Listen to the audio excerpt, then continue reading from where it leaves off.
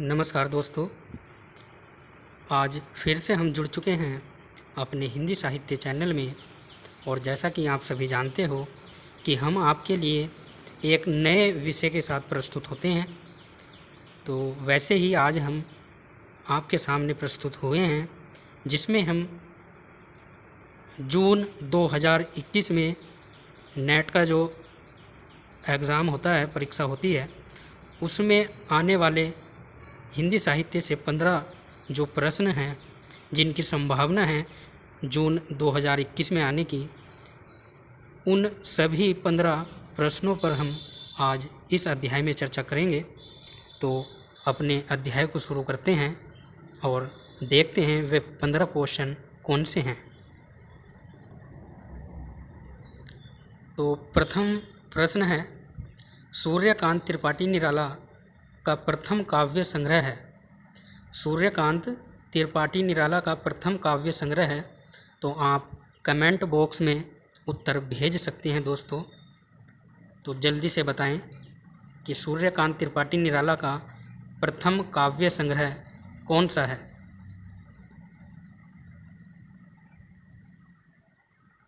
तो आप अपना उत्तर कमेंट बॉक्स में डाल सकते हैं। तो इसका जो आंसर है दोस्तों, वह है जूही की कली। सूर्यकांत त्रिपाठी निराला का जो प्रथम काव्य संग्रह है वह जूही की कली है। चलिए दूसरे क्वेश्चन पर चलते हैं। दूसरा प्रश्न है, कविता को कल्पना के कानन की रानी किसने कहा है। कविता को कल्पना के कानन की रानी किसने कहा है। तो जल्दी से उत्तर दें, अपना उत्तर कमेंट बॉक्स में डाल दें। तो कविता को कल्पना के कानन की रानी जो कहा है वह कहा है सूर्यकांत त्रिपाठी निराला ने। तो इसका जो आंसर होगा सूर्यकांत त्रिपाठी निराला। तो यह आपको याद रखना है। चलिए तीसरे प्रश्न की ओर चलते हैं। और तीसरा प्रश्न है, सुमित्रा नंदन पंत, जयशंकर प्रसाद, सूर्यकांत त्रिपाठी निराला और महादेवी वर्मा के बाद छायावाद का पांचवा कवि किसे माना जाता है। ये चार स्तंभ माने जाते हैं, पंत, जयशंकर प्रसाद, सूर्यकांत त्रिपाठी निराला और महादेवी वर्मा। इसके अतिरिक्त छायावाद का पांचवा कवि किसको माना जाता है। तो वह माना जाता है दोस्तों राम कुमार वर्मा को। यह भी आपको याद रखना है, ठीक है। ये पांचवें कवि हैं छायावाद के। नंबर 4 प्रश्न है, छायावाद कवि व्यक्तिगत सौंदर्य दर्शन की अनुभूति है, यह कथन किसका है। छायावाद कवि व्यक्तिगत सौंदर्य दर्शन की अनुभूति है, यह कथन किसका है। तो इसका आंसर आपको देना है, जल्दी से बताएं। तो इसका आंसर है राम कुमार वर्मा। तो छायावाद की व्यक्तिगत सौंदर्य दर्शन की अनुभूति है, यह कथन राम कुमार वर्मा का है। पांचवा प्रश्न है, जयशंकर प्रसाद की झरना कब प्रकाशित हुई। जयशंकर प्रसाद की झरना कब प्रकाशित हुई। यह टाइपिंग करते हुए गलत हो चुका है दोस्तों, तो इसको आप सही कर लेना। यह अब नहीं है, कब है। तो जयशंकर प्रसाद की झरना कब प्रकाशित हुई। तो इसका आंसर जल्दी से बताएं। तो इसका आंसर है दोस्तों 1918 ईस्वी में। जयशंकर प्रसाद की झरना 1918 में प्रकाशित हुई। छठा प्रश्न है, पेशोला प्रतिध्वनि किस छायावादी कवि की कविता है। पेशोला प्रतिध्वनि किस छायावादी कवि की कविता है। जल्दी से अपना उत्तर बताएं। तो पेशोला प्रतिध्वनि यह जयशंकर प्रसाद की कविता है, आपको याद रखना है, ठीक है। चलिए अगले प्रश्न की ओर चलते हैं। प्रश्न नंबर 7 है, कामायनी को मानव चेतना के विकास का महाकाव्य कहने वाले विद्वान हैं। कामायनी को मानव चेतना के विकास का महाकाव्य कहने वाले विद्वान हैं? तो इसका आंसर क्या होगा, जल्दी से बताएं। तो इसका जो उत्तर है दोस्तों वह है डॉक्टर नागेंद्र। तो कामायनी को मानव चेतना के विकास का महाकाव्य कहने वाले विद्वान डॉक्टर नागेंद्र हैं। 8वां प्रश्न है, अंग्रेजी साहित्य के रोमांटिसिज्म में कौन सा युग प्रभावित है? अंग्रेजी साहित्य के रोमांटिसिज्म में कौन सा युग प्रभावित है? तो इसका आंसर बताना है आपको, तो जल्दी से बताएं। तो इसका जो आंसर है वह है छायावाद। अंग्रेजी साहित्य के रोमांटिसिज्म में छायावाद युग प्रभावित है। नंबर 9 प्रश्न है, जयशंकर प्रसाद ने अपने किस काव्य का प्रणयन शैव दर्शन के आधार पर किया है? जयशंकर प्रसाद ने अपने किस काव्य का प्रणयन शैव दर्शन के आधार पर किया है? तो इसका आंसर क्या होगा? तो इसका जो उत्तर है वह है कामायनी। ठीक है दोस्तों, जयशंकर प्रसाद ने कामायनी में शैव दर्शन के आधार पर इसकी रचना की। नंबर 10 है, अपने बारे में वसंत का अग्रदूत किस कवि ने कहा था? अपने बारे में वसंत का अग्रदूत किस कवि ने कहा था? तो इसका उत्तर आपको देना है, कमेंट बॉक्स में भी आप अपना उत्तर दे सकते हैं। तो इसका जो आंसर है दोस्तों वह है सूर्यकांत त्रिपाठी निराला। अपने बारे में बसंत का अग्रदूत सूर्यकांत त्रिपाठी निराला ने कहा है। फिर है 11 प्रश्न, मुक्त छंद में लिखी हिंदी की प्रथम कविता है।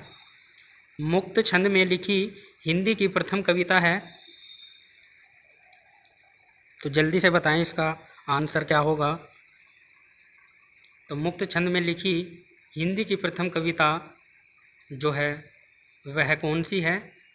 तो उत्तर है इसका जूही की कली। इसका आंसर क्या है? जूही की कली, जो मुक्त छंद में हिंदी की प्रथम कविता है। 12 प्रश्न है, खुल गए छंद के बंधन किसने कहा है? खुल गए छंद के बंधन किसने कहा है? तो इसका उत्तर क्या होगा, जल्दी सोच के बताएं।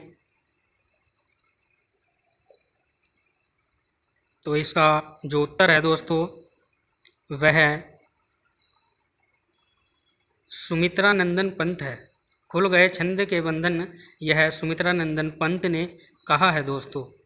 चलिए 13 प्रश्न है, निराला का तुलसीदास किस विधा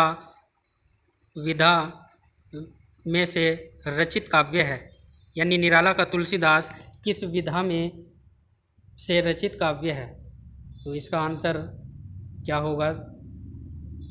तो इसका जो उत्तर है वह है खंड काव्य। निराला का तुलसीदास एक खंड काव्य है। अगले प्रश्न की ओर चलेंगे। अगला प्रश्न है, सूर्यकांत त्रिपाठी निराला की व्यंग्य प्रधान कविता है।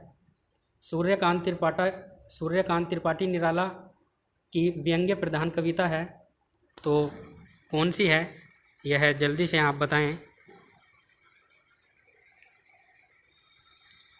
तो सूर्यकांत त्रिपाठी निराला की जो व्यंग्य प्रधान कविता है वह है कुकुरमुत्ता।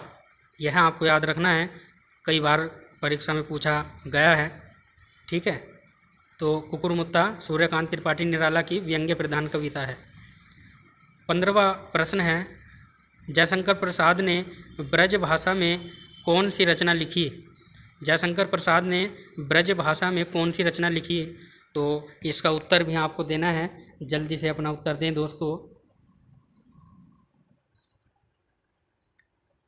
तो इसका जो आंसर है वह है चित्रधरा।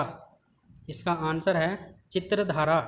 जयशंकर प्रसाद ने ब्रज भाषा में चित्रधारा की रचना की दोस्तों। चलिए अगले प्रश्न की ओर चलते हैं। प्रश्न नंबर 16, छायावाद की प्रथम प्रयोगशाला किस कीर्ति को कहा जाता है? छायावाद की प्रथम प्रयोगशाला किस कीर्ति को कहा जाता है? तो जल्दी से आंसर दें।